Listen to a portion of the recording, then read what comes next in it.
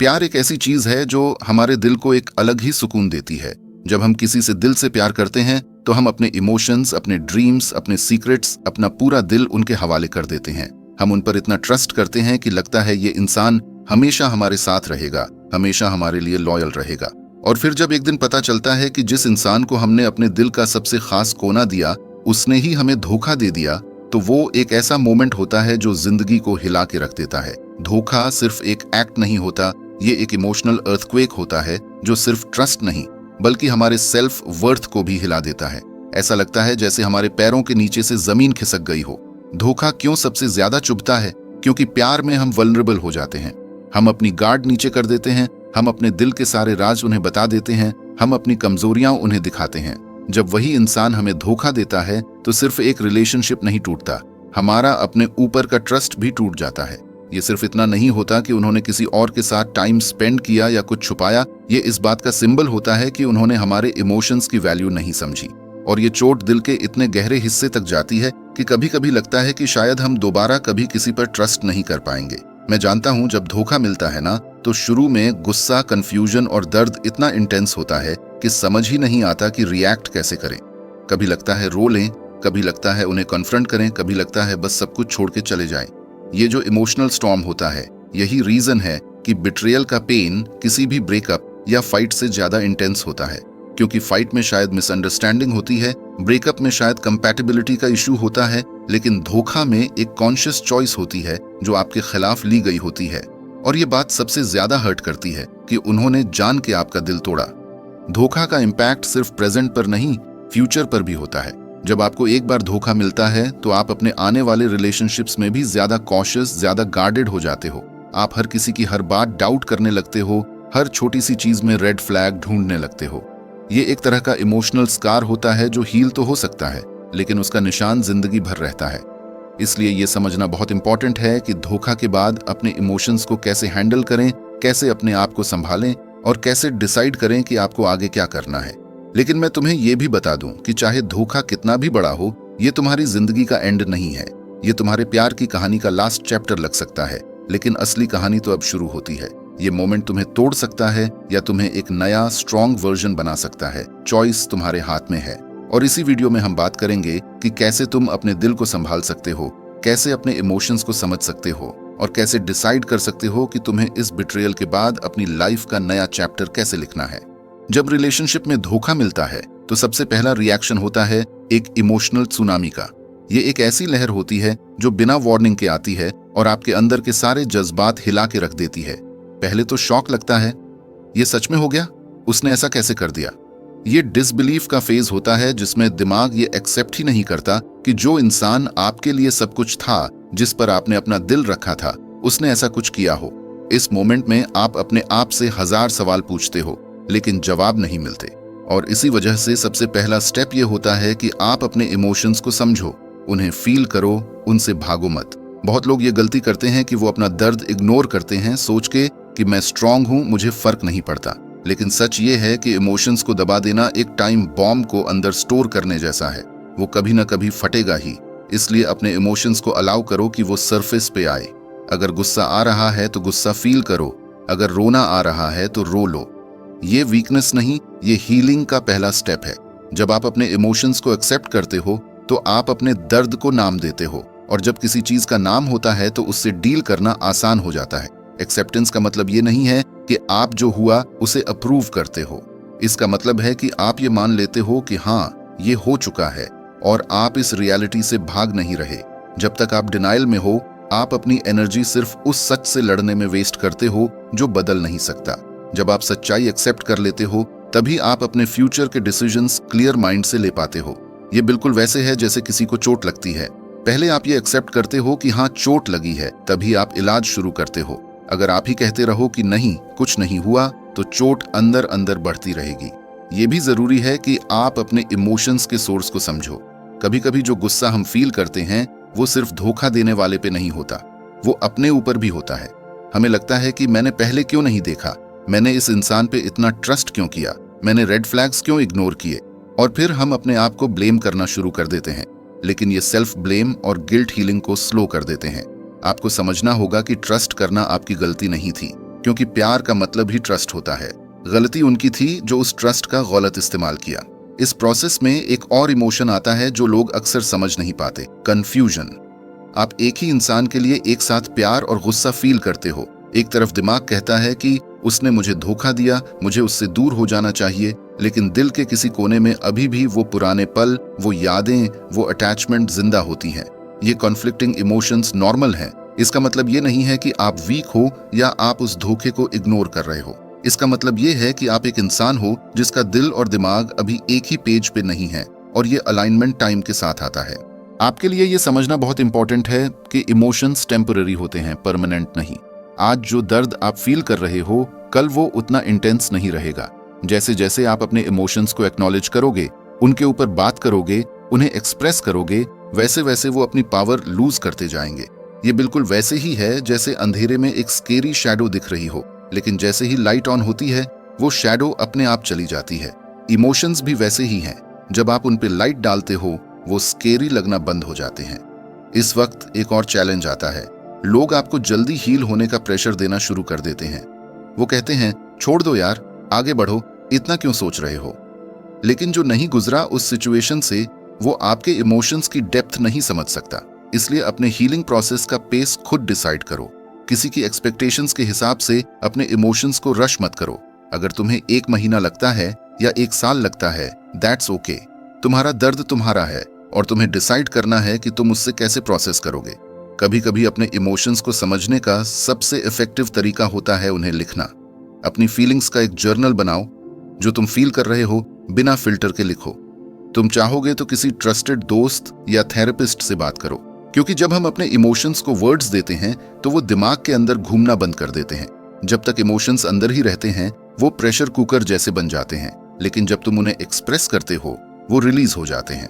और हाँ, ये मत सोचना कि तुम्हारे इमोशंस गलत हैं। लोग अक्सर कहते हैं कि गुस्सा मत करो या इतना सैड मत हो, लेकिन सच ये है कि हर इमोशन का अपना रोल होता है। गुस्सा हमें बाउंड्रीज सेट करना सिखाता है, सैडनेस हमें अपने अटैचमेंट का वैल्यू समझाता है, और फियर हमें कॉशियस बनाता है। तुम्हारे इमोशंस तुम्हारे एनिमी नहीं हैं, वो तुम्हारे टीचर्स हैं। तुम सिर्फ उन्हें समझने का तरीका सीखो। सबसे इंपॉर्टेंट बात यह है कि इमोशंस को समझने का मतलब ये नहीं कि तुम बस उनमें अटक जाओ। उन्हें एक्नॉलेज करो, उनसे सीखो और फिर उन्हें रिलीज करो। अगर तुम उन्हें पकड़ के बैठे रहे तो वो तुम्हें पास्ट में ही फंसा के रखेंगे। तुम्हारा गोल ये होना चाहिए कि तुम उन इमोशंस का यूज अपने लिए एक नया स्ट्रेंथ बनाने में करो। याद रखो, धोखा तुम्हारी वैल्यू डिसाइड नहीं करता। तुम्हारे इमोशंस सिर्फ इसलिए इंटेंस हैं क्योंकि तुमने सिंसियरली प्यार किया था, और ये तुम्हारी स्ट्रेंथ है, वीकनेस नहीं।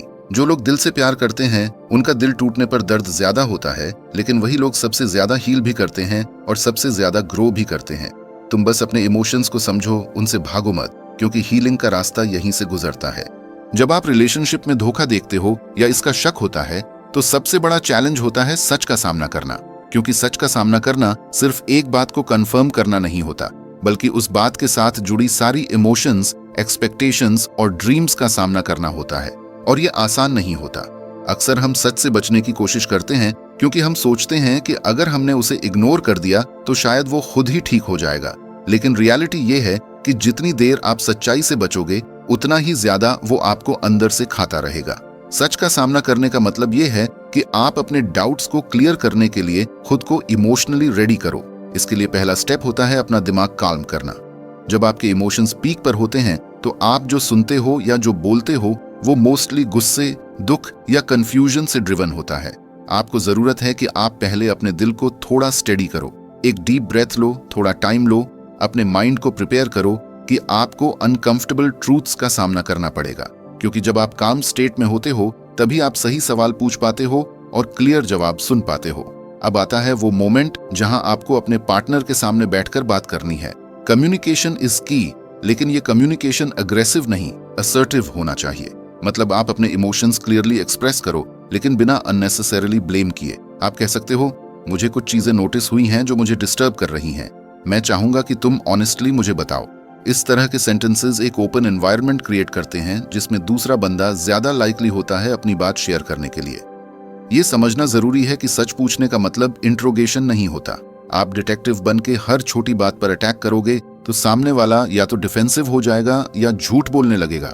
इसलिए कॉन्वर्सेशन का टोन ऐसा रखो जिसमें ट्रस्ट और ओपननेस हो, चाहे आपके दिल के अंदर दर्द का तूफान ही क्यों न चल रहा हो। जब आप सच्चाई के लिए बैठते हो तो अपने सवाल केयरफुली चूज करो।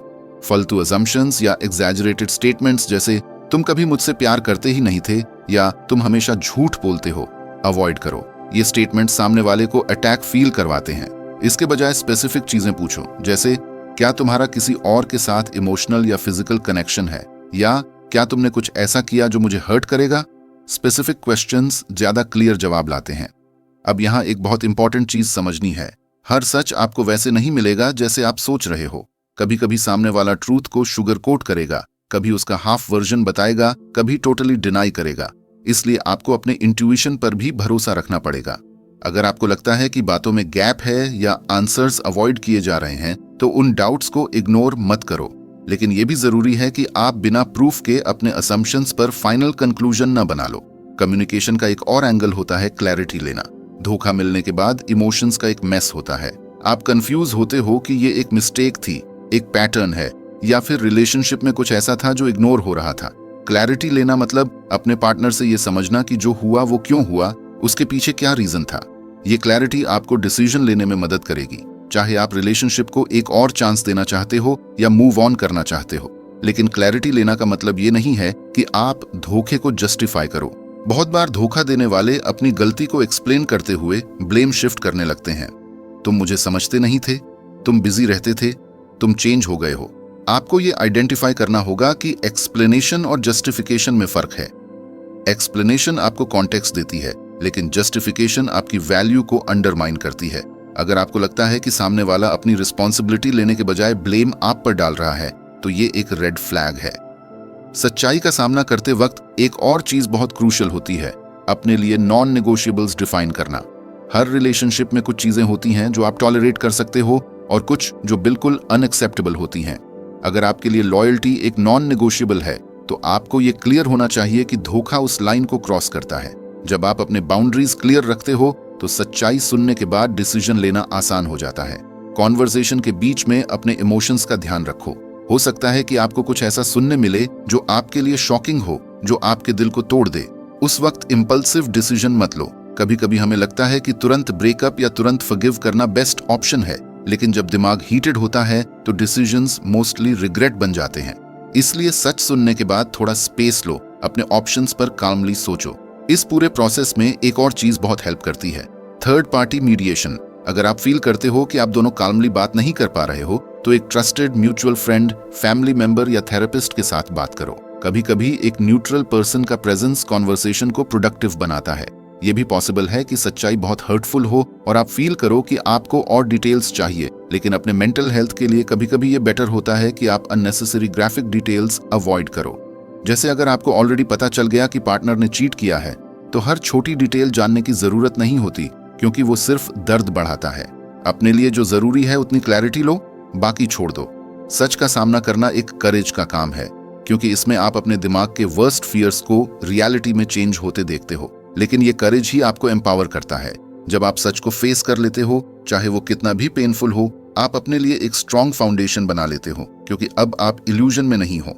इल्यूजन में रहना एक ब्यूटीफुल बबल जैसा लगता है, लेकिन वो कभी ना कभी टूटता ही है। सच का सामना करके आप खुद को प्रिपेयर करते हो कि आप अपने लाइफ के नेक्स्ट स्टेप को कॉन्शियसली चूज करो, ना कि सर्कमस्टेंसेस आपके लिए चूज करें। और एक बात याद रखो, सच्चाई का मतलब हमेशा रिलेशनशिप का एंड नहीं होता। कभी कभी सच्चाई आप दोनों के लिए एक वेकअप कॉल बन जाती है, जिससे आप अपनी प्रॉब्लम्स को ओपनली एड्रेस करते हो और रिलेशनशिप को रीबिल्ड करते हो। लेकिन कभी कभी सच्चाई ये भी दिखाती है कि अब आगे बढ़ना ही बेस्ट है। दोनों सिचुएशंस में सच्चाई आपको क्लैरिटी देती है और क्लैरिटी ही हीलिंग का पहला स्टेप है। जब रिलेशनशिप में धोखा मिलता है तो सिर्फ ट्रस्ट ही नहीं टूटता, बल्कि आपकी अपनी बाउंड्रीज का भी टेस्ट होता है। बाउंड्रीज का मतलब सिर्फ ये नहीं होता कि मैं ये टॉलरेट नहीं करूंगा, बल्कि इसका मतलब होता है अपने आप के लिए एक सेफ जोन क्रिएट करना, जहां आप इमोशनली, मेंटली और कभी कभी फिजिकली प्रोटेक्ट हों। बहुत लोग धोखा मिलने के बाद भी अपनी बाउंड्रीज क्लियरली डिफाइन नहीं करते, इसलिए वो दोबारा उसी पेन के साइकिल में फंस जाते हैं। बाउंड्री सेटिंग एक तरह का इमोशनल शील्ड है, जो आपको दोबारा हर्ट होने से बचाता है और आपको अपनी वैल्यू का एहसास दिलाता है। सबसे पहले समझ लो कि बाउंड्रीज सेल्फिश नहीं होती। बहुत लोग फील करते हैं कि अगर उन्होंने अपने लिए स्ट्रॉन्ग बाउंड्रीज रखी तो वो रूड या जिद्दी बन जाएंगे। लेकिन ट्रूथ ये है कि बाउंड्रीज रखना सेल्फ रिस्पेक्ट का साइन है। जब आप अपने लिए क्लियर रूल्स बनाते हो कि कौन आपकी लाइफ में कैसे बिहेव करेगा, तो आप अपने आप को एक मैसेज देते हो कि मैं अपनी फीलिंग्स, अपना टाइम और अपनी एनर्जी की कदर करता हूँ। और यही सेल्फ लव का असली फॉर्म है। बाउंड्री सेटिंग का पहला स्टेप है अपने हर्ट का सोर्स आइडेंटिफाई करना। धोखा मिलने के बाद आपको ये क्लैरिटी चाहिए कि किस बिहेवियर ने आपको सबसे ज्यादा हर्ट किया। क्या वो चीटिंग थी, लाइंग थी, डिसरिस्पेक्ट था या लैक ऑफ कम्युनिकेशन था? जब तक आप स्पेसिफिक नहीं बनोगे तब तक आप अपने लिए एग्जैक्ट बाउंड्री नहीं सेट कर पाओगे। अगर आपने रियलाइज किया कि लाइंग ने आपको तोड़ दिया, तो आप अपने लिए ये रूल सेट करते हो कि मैं किसी ऐसे इंसान के साथ रिलेशनशिप कंटिन्यू नहीं करूंगा जो मेरे साथ कंसिस्टेंटली झूठ बोलता हो। बाउंड्री का मतलब एक इनविजिबल लाइन होती है जो आपके रिस्पेक्ट और डिग्निटी को प्रोटेक्ट करती है। लेकिन ये लाइन तभी काम करेगी जब आप खुद इसे रिस्पेक्ट करोगे। बहुत लोग बाउंड्रीज सेट तो कर लेते हैं, लेकिन जब सामने वाला उन्हें क्रॉस करता है तो वो इग्नोर कर देते हैं, सोचते हुए छोड़ो शायद चेंज हो जाए। ये गलती आपको दोबारा सेम पेन के साइकिल में ले आती है। बाउंड्रीज की असली पावर तब होती है जब आप उन्हें एनफोर्स करते हो। मतलब अगर आपने कहा कि मैं चीटिंग टॉलरेट नहीं करूंगा और फिर आपको चीटिंग का प्रूफ मिलता है, तो आपको अपने वर्ड्स के साथ खड़े रहना होगा, चाहे डिसीजन कितना भी पेनफुल क्यों ना हो। बाउंड्री सेटिंग का एक इंपॉर्टेंट पार्ट होता है कम्युनिकेशन। अपने पार्टनर को ये क्लियर तरीके से बताना कि आपके लिए क्या एक्सेप्टेबल है और क्या नहीं। ये कॉन्वर्सेशन ऑकवर्ड लग सकती है, लेकिन ये रिलेशनशिप का हेल्थ इंडिकेटर है। आप कह सकते हो, मैं अपने रिलेशनशिप में ऑनेस्टी एक्सपेक्ट करता हूँ। अगर तुम्हें कभी कुछ प्रॉब्लम या टेम्पटेशन फील होता है तो मैं चाहूंगा तुम डायरेक्टली मुझे बताओ, ना कि मुझे धोखा दो। इस तरह की क्लैरिटी मिसअंडरस्टैंडिंग्स को कम करती है और रिस्पेक्ट बिल्ड करती है। लेकिन बाउंड्रीज सिर्फ दूसरे के लिए नहीं, अपने लिए भी होती हैं। अपने आप के लिए ये डिसाइड करो कि आप कितनी इमोशनल इन्वेस्टमेंट दोगे, किस सिचुएशन में आप अपना सेल्फ रिस्पेक्ट कॉम्प्रोमाइज नहीं करोगे और कब आप अपने लिए स्पेस लोगे।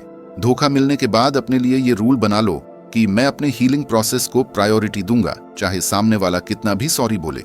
अपने मेंटल हेल्थ को प्रोटेक्ट करना किसी भी रिलेशनशिप से ज्यादा इंपॉर्टेंट है। बहुत बार होता यह है कि हम बाउंड्रीज बनाते वक्त गिल्ट फील करते हैं, स्पेशली अगर सामने वाला इमोशनल मैनिपुलेशन करता है। जैसे, अगर तुम मुझे एक चांस नहीं दोगे तो मैं टूट जाऊंगा, या तुम सेल्फिश हो गए हो। यहां आपको स्ट्रांग रहना होगा, क्योंकि आपके डिसीजंस गिल्ट से ड्रिवन होने लग गए तो आप अपने लिए सेफ स्पेस कभी क्रिएट नहीं कर पाओगे। सेल्फ प्रोटेक्शन का मतलब दूसरों को हर्ट करना नहीं होता, लेकिन इसका मतलब यह होता है कि आप अपने लिए स्टैंड लेते हो। एक और इम्पॉर्टेंट एस्पेक्ट है फिजिकल और डिजिटल बाउंड्रीज का। आज के टाइम में चीटिंग और बिट्रेयल सिर्फ फिजिकल नहीं होता, इमोशनल इनफिडेलिटी भी इक्वली हर्टफुल होती है। इसलिए अगर आपके लिए ये अनएक्सेप्टेबल है कि आपका पार्टनर किसी और के साथ फ्लर्टी चैट्स करे, तो ये क्लियर करना जरूरी है। डिजिटल बाउंड्रीज का मतलब ये नहीं है कि आप स्टॉकिंग शुरू करो, लेकिन इसका मतलब ये है कि आप अपना कंफर्ट जोन डिफाइन करो और पार्टनर को उसका रिस्पेक्ट करने को बोलो। बाउंड्रीज सेट करते वक्त एक चीज याद रखो, बाउंड्रीज फ्लेक्सिबल होती हैं, लेकिन कॉम्प्रोमाइज के नाम पर अपने कोर वैल्यूज को कभी सैक्रिफाइस मत करो। एग्जाम्पल के लिए, हो सकता है आप स्मॉल इश्यूज पर एडजस्ट कर लो, लेकिन अगर लॉयल्टी आपके लिए नॉन नेगोशिएबल है तो उस पर कभी कॉम्प्रोमाइज मत करो। ये वैल्यूज ही आपकी आइडेंटिटी का पार्ट हैं, और जब आप अपनी वैल्यूज को इग्नोर करते हो तो आप अपने आप को ही लूज कर देते हो। और हाँ, बाउंड्रीज का एक हिडन बेनिफिट ये भी होता है कि वो टॉक्सिक लोगों को ऑटोमेटिकली फिल्टर कर देती हैं। जो लोग आपकी बाउंड्रीज का रिस्पेक्ट करते हैं वो आपकी लाइफ में लॉन्ग टर्म पॉजिटिव इम्पैक्ट डालते हैं, और जो लोग बाउंड्रीज तोड़ते हैं वो अपने आप ही बाहर हो जाते हैं। इसलिए बाउंड्रीज सेट करना सिर्फ प्रोटेक्शन नहीं, एक फिल्टर सिस्टम भी है जो आपको अनावश्यक पेन से बचाता है। धोखा मिलने के बाद आप वुल्नरेबल होते हो, और इस वुल्नरेबिलिटी का मिसयूज बहुत लोग करते हैं। बाउंड्रीज आपको इस वल्नरेबल फेज में शील्ड करती है। जैसे, अगर आप डिसाइड करते हो कि आपको अपने एक्स के साथ ब्रेक के बाद कोई कांटेक्ट नहीं रखना, तो ये एक बाउंड्री है जो आपको इमोशनल क्लोजर में हेल्प करेगी। बहुत लोग क्लोजर के नाम पर बार बार कांटेक्ट करते हैं, लेकिन ये सिर्फ पेन को प्रोलॉन्ग करता है। ये प्रोसेस इनिशियली अनकंफर्टेबल लगता है। आप फील करोगे कि आप ज्यादा स्ट्रिक्ट बन रहे हो, या शायद आप ज्यादा सेंसिटिव हो गए हो, लेकिन धीरे धीरे आप रियलाइज करोगे कि यही वो सेल्फ रिस्पेक्ट है जो आपको दोबारा अपनी लाइफ में पीस लाने में हेल्प करेगी। जब आप अपने लिए बाउंड्रीज सेट करते हो, आप अपने दिल को एक सेफ एनवायरनमेंट देते हो जहां हीलिंग पॉसिबल होती है। और सबसे बड़ी बात, बाउंड्रीज सेट करके आप अपने फ्यूचर रिलेशनशिप्स को भी सिक्योर करते हो, क्योंकि जब आप खुद अपने स्टैंडर्ड्स क्लियर रखते हो तो आप उन्हीं लोगों को अट्रैक्ट करते हो जो आपकी वैल्यू को समझते हैं। आप किसी भी नए रिलेशनशिप में अपने पास्ट पेन को रिपीट नहीं करना चाहते, और बाउंड्रीज ही वो ब्रिज हैं जो आपको पास्ट के लेसन से फ्यूचर की सेफ्टी तक ले जाता है। आखिर में ये समझना जरूरी है कि बाउंड्रीज का मतलब वॉल्स नहीं होती। वॉल्स का मतलब है कि आप किसी को अपनी लाइफ में एंट्री नहीं देते। बाउंड्रीज का मतलब है कि आप एंट्री देते हो, लेकिन रूल्स के साथ। जो लोग जेन्युइनली आपसे प्यार करते हैं वो आपकी बाउंड्रीज का रिस्पेक्ट करेंगे, क्योंकि उन्हें पता होगा कि आपका सेल्फ रिस्पेक्ट ही आपकी असली स्ट्रेंथ है। धोखा मिलने के बाद हीलिंग एक ऐसी जर्नी है जो सिंपल नहीं होती, लेकिन ये जर्नी आपके लिए एक नई शुरुआत का दरवाजा खोलती है। शुरू के दिनों में लगता है जैसे जिंदगी रुक गई है, जैसे आपकी सारी खुशियां किसी ने छीन ली हैं। लेकिन सच ये है कि धोखा सिर्फ एक एंडिंग नहीं, बल्कि एक अपॉर्चुनिटी भी होता है अपने आप को दोबारा जानने का, अपने दिल के टुकड़ों को फिर से एक साथ जोड़ने का और अपनी लाइफ का एक नया चैप्टर लिखने का। हीलिंग का मतलब ये नहीं कि आप अपना पास्ट भूल जाओ, बल्कि इसका मतलब है कि आप अपने पास्ट के पेन के साथ पीस में आ जाओ, ताकि वो आपकी फ्यूचर की खुशी चुरा ना सके। सबसे पहला स्टेप होता है अपने हर्ट को एक्सेप्ट करना। बहुत लोग हीलिंग का प्रोसेस अवॉइड करते हैं क्योंकि वो सोचते हैं कि बिजी रहने से पेन चला जाएगा, लेकिन दिल के घाव इग्नोर करने से वो और गहरे होते हैं। जब आप अपने आप से ऑनेस्टली ये कहते हो कि हाँ, मुझे धोखा मिला, मुझे चोट लगी है, तभी आप एक्चुअल हीलिंग की तरफ मूव करते हो। अपने इमोशंस को फील करना वीकनेस नहीं, स्ट्रेंथ है, क्योंकि ये बताता है कि आप इंसान हो जो प्यार करता है और प्यार के लॉस का दर्द समझता है।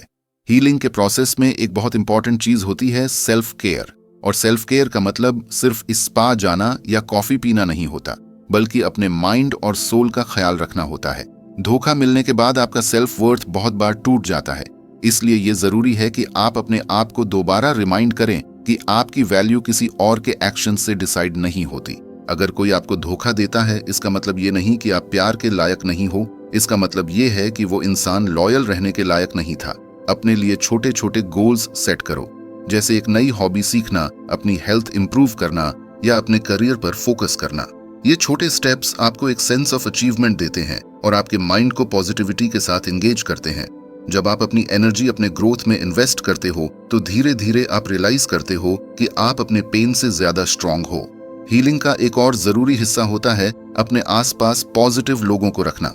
मिलने के बाद आपका ट्रस्ट शेक हो जाता है, लेकिन जब आप अपने क्लोज फ्रेंड्स, फैमिली या सपोर्टिव कम्युनिटी के साथ टाइम स्पेंड करते हो तो आपको दोबारा फील होता है कि दुनिया में अभी भी जेन्युइन लोग बचे हैं। ये कनेक्शंस आपको इमोशनल सिक्योरिटी देते हैं, जो आपको दोबारा लव और ट्रस्ट की तरफ ओपन करते हैं।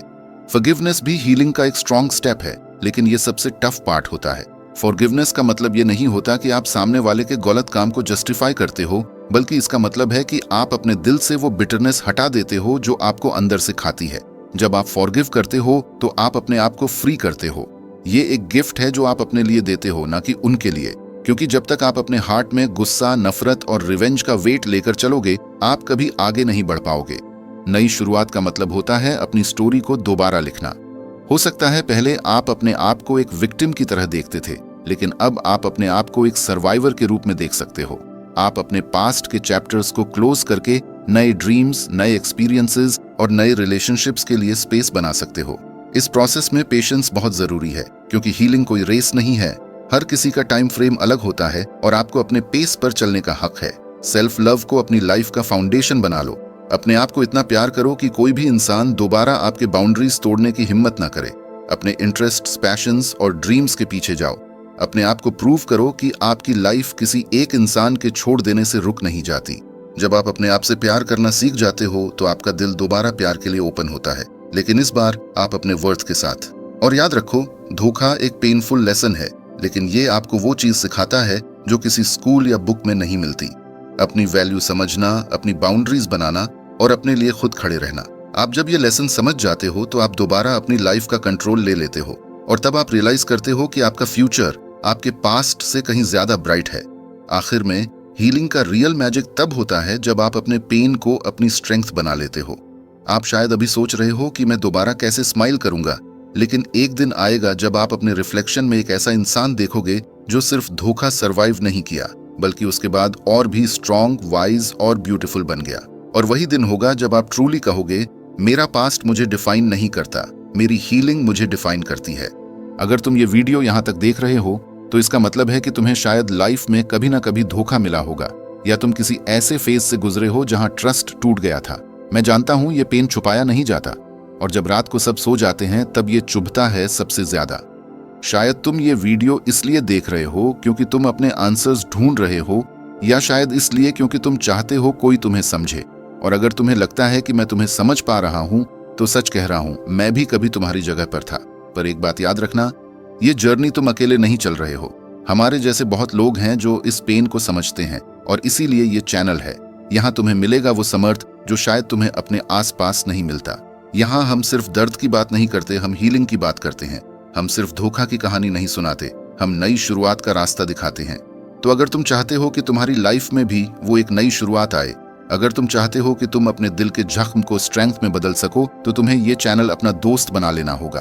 क्योंकि मैं तुमसे प्रॉमिस करता हूँ, हर वीडियो तुम्हें थोड़ा और हील करेगा, थोड़ा और स्ट्रांग बनाएगा। और हाँ, अगर तुम सच में अपने आप को दोबारा प्यार करना सीख रहे हो, अगर तुम चाहते हो कि तुम्हारा कल तुम्हारे आज से ज्यादा ब्राइट हो, तो तुम्हें इस जर्नी का पार्ट बनना ही पड़ेगा। मतलब सिंपल है, चैनल को सब्सक्राइब करो ताकि जब भी मैं एक नया वीडियो डालूं तुम उसे मिस ना करो। और वीडियो को लाइक करना, क्योंकि शायद तुम्हारा एक लाइक किसी और तक ये मैसेज पहुंचा दे जो इस वक्त रोने के बाद YouTube खोल के कोई होप ढूंढ रहा है। और एक छोटा सा ट्विस्ट, अगर तुमने कभी किसी से दिल से प्यार किया है, चाहे वो तुम्हारे साथ हो या नहीं, तो तुम इस वीडियो को लाइक करके अपने दिल का सिग्नल भेजोगे।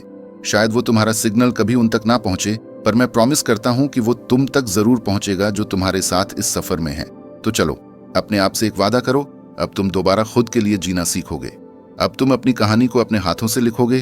अब तुम अपना दिल टूटने के बाद उसे दोबारा सजाना सीखोगे। और मैं यहां हूं तुम्हारे साथ हर कदम पर। सब्सक्राइब करो, लाइक करो और कमेंट में लिखो, मैं रेडी हूं अपनी नई शुरुआत के लिए। क्योंकि जब तुम ये लिखोगे, तुम सिर्फ एक कमेंट नहीं करोगे, तुम अपने दिल को एक नया डायरेक्शन दोगे।